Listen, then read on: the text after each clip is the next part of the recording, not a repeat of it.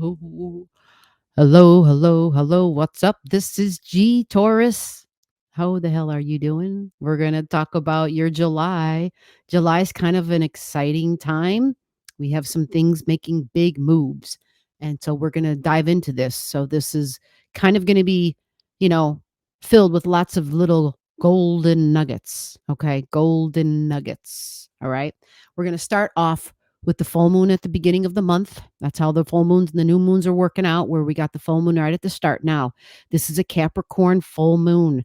And what this tells you is that there is a release. Full moons are releases. Capricorn is my long term goals and ambitions. What were your long term goals and ambitions? Do you have them? Have you ever sat down and like written things out as far as long-term goals and ambitions? I can't say that I can recall that I ever have. Like maybe long time ago where I don't even remember that I did, right? One of those things like, oh, I was 10 years old and I'm like, oh, I'm gonna, remember when we were kids? Oh, I'm going to grow up and I'm going to be married and I'm going to have 2 children or 4 children. There will be 2 girls and 2 boys, and I'm going to have this kind of a house. And, as kids, we have like these ideas based on our own home life or television, right? Or, just society and like whatever, however we've been taught. But as an adult, I don't, yeah, I've written down goals, I guess, as far as like intentions, like, okay, like with the new moon intentions, I've written those things down. I can't say that they're long term. However, what I will say is in my head, I have had a long-term goal and ambition for quite a while. Never written it down because it wasn't really something I thought that I actually wanted or I don't know. I just don't know. It was one of those things where you kind of just fall into it, and but yet I had a notion of it. And this is kind of what describes Capricorn energy.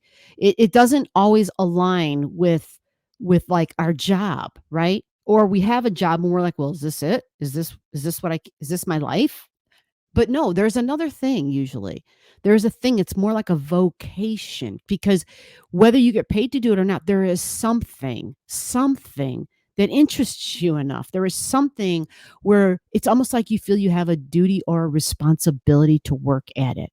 So even if it's not on a grand scale, it doesn't have to be, but normally because you've worked at it little by little for so long, it has the potential to be on the grand scale. Do you follow? It has the potential. Now, I'm explaining all this because for the longest time, like I'll just be real, like I grew up with in my family environment, um, working in the restaurant business. That's just it, plain and simple. Literally, I started working at the age of 9. And yeah, I was paying taxes at 9 years old. No shit, it's crazy. And I knew I was young, but I didn't know until you can go and read like your report from the Social Security. You know, every year they send you a little thing, how much you've whatever paid into. And I would look at that and I'm like, what? 9 years old. And I'm like, oh my God, yeah, I did. I started working a long time ago. Oh, that's because I had, parents who had a business. And so the point of all that is though, is that to me, what I was doing then at that time and being involved like in the restaurant business and stuff, a lot of that was very much second nature for me, right? Because it kind of lines up with my south node, my superpower. It kind of lines up with that. And so it just felt very natural. And so I, for the longest time, thought like, well, why would I try to do anything else? For me, this is like breathing. It's like second nature. Like it just clicks for me. And then I found out about, started studying astrology, like studying it and realizing, oh, you got to perform your north node, which is the opposite of your south node. And good luck with that one.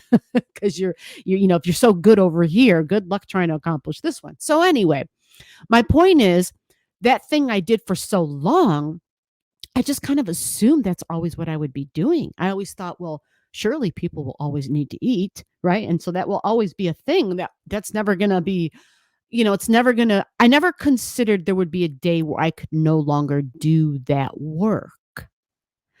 So we have to kind of, if that day comes where you're like, damn, I can't do this anymore, right?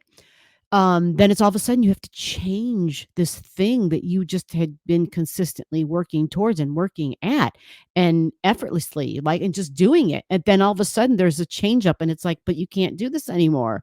Like it's not a reality. And that's Capricorn energy. It's like hard stuff. Literally stuff you can feel. It's tangible, it's material. And so we work at those jobs to gain our material, tangible security. But it doesn't have to always just be that. Like for a lot of folks, like they want to have a family. You know, when they're an adult, they want to have their own kids. They want to have their own spouse. They want to have their home. Like family's a big thing. For some people, I want to be a rock star, right? So everybody's got their own thing that they feel like it's not so much about something that excites you. Here's the thing. It's not necessarily something that's all exciting. It's almost like this inner duty. Inner duty. When I mean inner, it's like you don't really necessarily broadcast it and talk about it. You just do it, but you do it like little by little, a little bit at a time. So with this full moon and this being something material and tangible, and it's all about a long-term goal. And it's sometimes so confusing for people because they're like, well, that wasn't my goal. And that's why I told you my story. It wasn't my goal. I just ended up, it just worked. It just worked, but it wasn't my goal. Well, that thing, there's a completion, a closure, and an ending. Something is done. You're releasing something. Okay. And if your something was someone, like as in a marriage partner, because that could be it, because it's Capricorn energy. It's an authority figure, it's a goal, it's an ambition, it's something that you feel if you do it, it will set you up for the long term. And isn't that kind of as kids? Well, less when we were kids, right? Especially my mother's era, where it was just like, as a female, you didn't go to work, you got married, had babies, like that's what you did, right? So all of that's really, really come around and is totally being revamped and changed. And anyway, it's a release and an ending and a closure, and it's a full moon at the beginning of the month. Okay, so this is like the third of July, and it's a belief about that thing for you, a belief about it.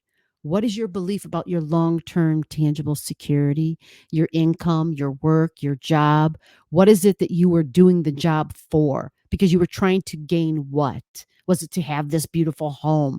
Was it to get that boat? Was it so that you could just, go on vacation a couple of times a year or even once a year? Whatever the hell that thing is, whatever it is, you're changing your mind about something, right? And if you don't have anything at the degrees, then don't worry about it. But here are the degrees, 11 degrees, 11. So 2-degree orb. So that's 9, 10, 11, 12, 13 degrees, right? You got questions, you don't know, you're confused, comment below. I can help you to figure this out, especially if you don't have your chart. What the heck are you waiting for? Get your chart in your hand. It is your life. Now let's move on to the exciting part of the reading. This is the North Node, Taurus. For some of you, this is absolutely huge. Huge.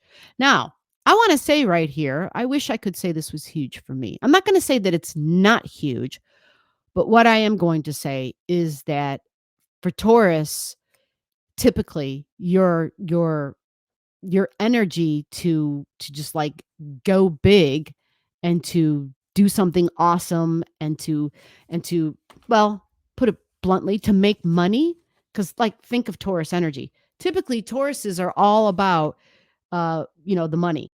Hold on one second. This is Aries energy. So it's your hidden ego. Yikes. This changes things a little bit. Very fiery energy. Now, before we get too far into that, because there's going to be a beautiful trine to other locations in your chart. But before we go into that part of it, I just want to talk about Aries energy being very feisty, very assertive, possibly aggressive. And so you may have found at times in your life where some of that aggression and the assertions came out.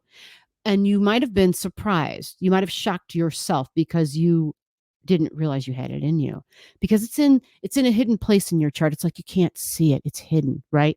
So sometimes it's also our ego, right? Ego energy. A childlike part of us even, seeing maybe a little immature at times or naive even, but it's very fiery and optimistic.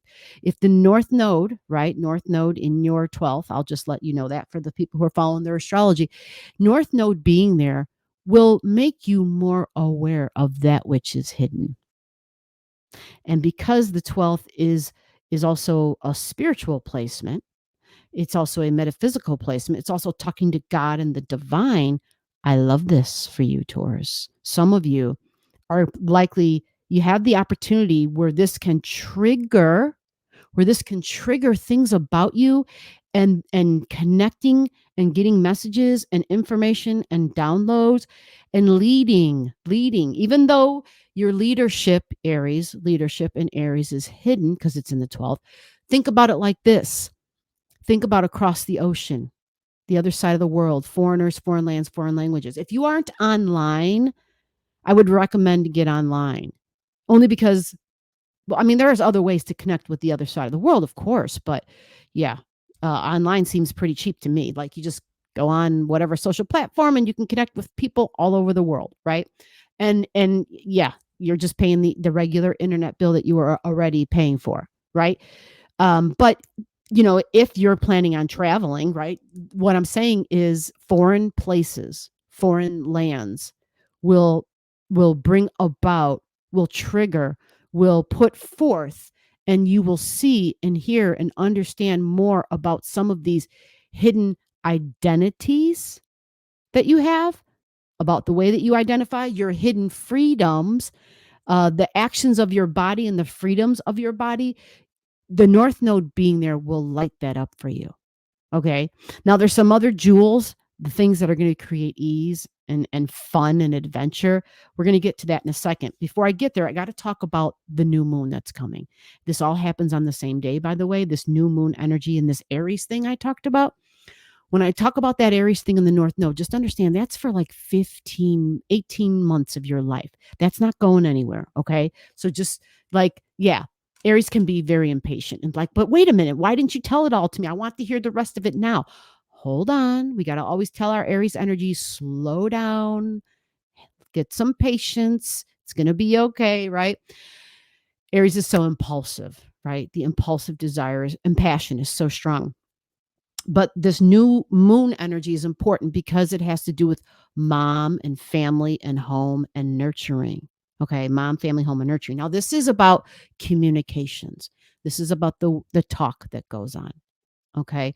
Now, for some of you, this can be difficult because this can literally mean, I'm not trying to throw some negative news, but this can mean that the nodes, right, when that change happens, that those nodes could square that Cancer energy. So it can square the home, it can square family, but it's the communications in your chart. All right. It's the communications.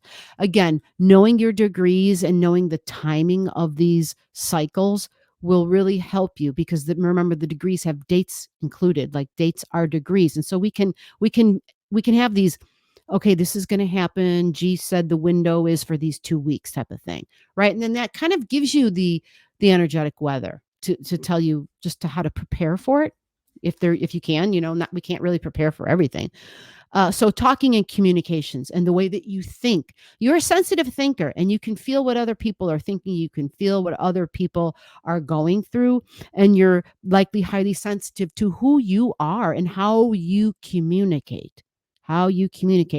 And there's something about mom there. There's something about mom where there's either it's a soft spot or an irritation, but there is something there. Okay. Now, it's new moon. So what you're doing is you're setting an intention to basically to bring in what you want. That's what new moon energy is for. That's why I talk about it in the videos. That's all I talk about it for in the videos, is so that you understand the power is in your hands with this knowledge to write something down, to say a prayer, to light a candle, or whatever the hell it is that you do, whatever feels good for you, and set your mind. Maybe you're writing words down or speaking it out and saying, this is what I need for emotional security about the way I think, to feel emotionally secure in the way I communicate, to feel emotionally secure that when I'm communicating, I nurture others, but I also nurture me.